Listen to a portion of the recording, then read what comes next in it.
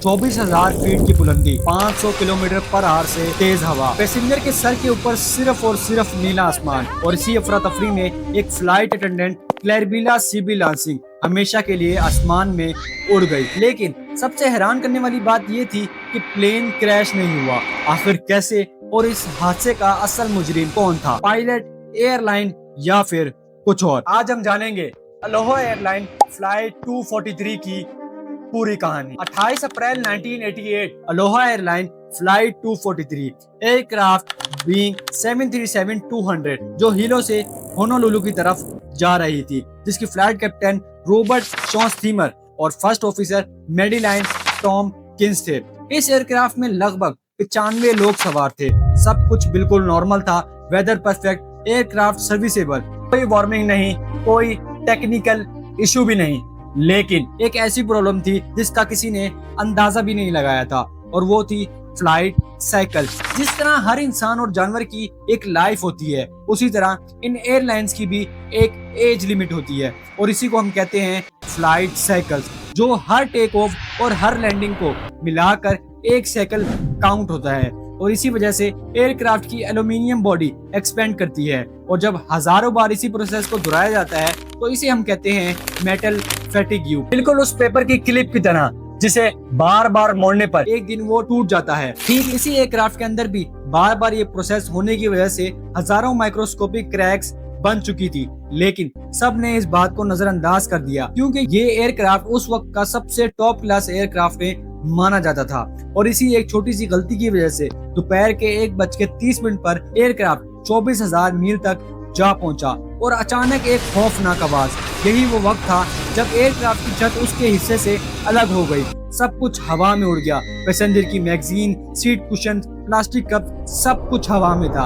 और जब लोगों ने सर उठाकर ऊपर देखा तो उनके सर के ऊपर सिर्फ नीला आसमान था। दोस्तों, एक दफा इमेजिन करके देखिए वो मंजर कि 1 सेकंड के अंदर आप लोगों को लगे कि बस अब मेरी जिंदगी खत्म होने वाली है। कितना खौफनाक होगा वो एक लम्हा।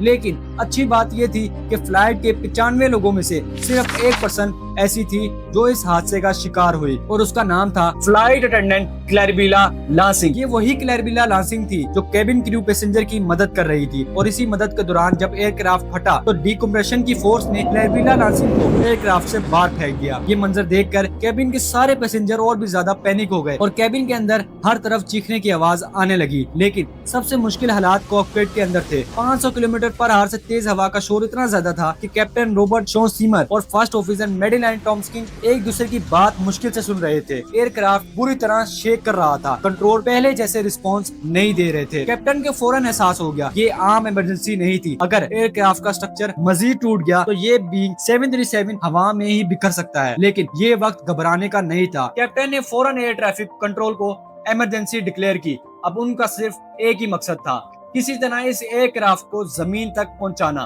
वैसे तो ये फ्लाइट हीलो से होनोलुलु की तरफ जा रही थी, लेकिन कैप्टन ने फौरन फैसला किया हम होनोलुलु की जगह इसे सबसे करीब एयरपोर्ट होली एयरपोर्ट में लैंड करेंगे। कैप्टन ने फौरन एयरक्राफ्ट को इमरजेंसी डिसेंट में डाल दिया। एक छोटी सी गलती इस एयरक्राफ्ट को हमेशा के लिए खत्म कर सकती थी, क्योंकि इस एयरक्राफ्ट के ठीक नीचे पैसिफिक ओशन था। अगर एयरक्राफ्ट कंट्रोल से बाहर होता तो बचने का कोई चांस नहीं था। कैबिन के अंदर पैसेंजर सिर्फ दुआ कर रहे थे, कुछ लोग रो रहे थे और कुछ अपने घर वालों को याद कर रहे थे। सबसे हैरान कर देने वाली बात ये थी कि जब एयरक्राफ्ट की लगभग 18 फुट लंबी छत उड़ चुकी थी, वो अब भी हवा में उड़ रहा था। इंजीनियर एक्सपर्ट भी बाद में इस बात पर हैरान रह गए। ये वाकई किसी मिरेकल से कम नहीं था। लेकिन कुछ ही मिनट बाद कैप्टन को कहोली एयरपोर्ट का रनवे नजर आया, लेकिन असली इम्तिहान अभी शुरू होना था। लैंडिंग बहुत स्मूथ होना बहुत ज्यादा जरूरी थी। जरा सी सख्त लैंडिंग एयरक्राफ्ट का बाकी स्ट्रक्चर को भी तोड़ सकती थी। स्पीड ज्यादा होती तो रनवे खत्म हो जाता, स्पीड कम होती तो एयरक्राफ्ट स्टॉल कर सकता था। कैप्टन के पास सिर्फ एक मौका था, और वो इस मौके को खोना नहीं चाहते थे। हर शख्स की नजर सिर्फ एक डैमेज बीइंग 737 पर थी। कैप्टन ने एयरक्राफ्ट को धीरे धीरे रनवे के सेंटर पर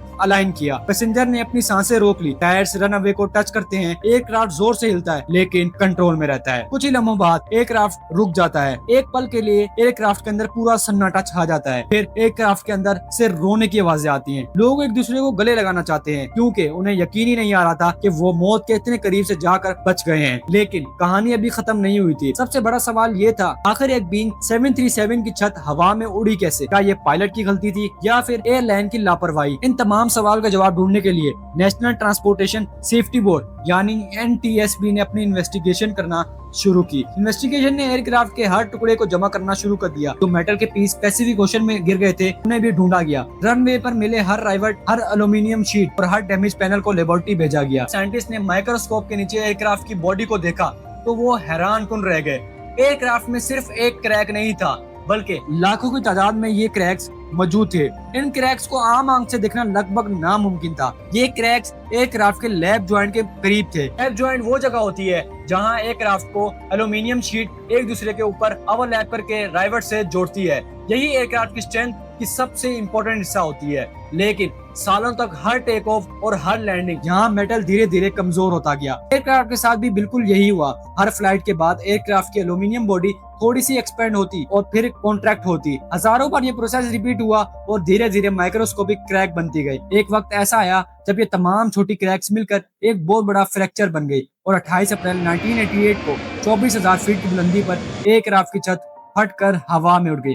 और इसी एक हादसे ने पूरी एविएशन इंडस्ट्री को हमेशा के लिए बदल दिया। अगर आज हम लाखों की फीट की बुलंदी पर इत्मीनान से सफर करते हैं तो उसके पीछे सिर्फ मॉडर्न टेक्नोलॉजी नहीं बल्कि इन हादसों से सीखे गए सबक है। अलोहा एयरलाइन फ्लाइट 243 हमें ये सिखाती है कि कभी कभी सबसे बड़ी तबाही किसी बम या इंजन फेलियर से नहीं बल्कि एक बहुत छोटे से क्रैक से शुरू होती है। और ये भी कि मुश्किल से मुश्किल लम्हे में ट्रेनिंग, हिम्मत और सही फैसले लाखों जिंदगियां बचा सकते हैं। Cabin Robert Shawn Steamer, first officer Madeline Tomskin और कैबिन क्रू की हिम्मत की वजह से 95 लोगों में से 94 लोग उस दिन अपने घर वापस लौट सके।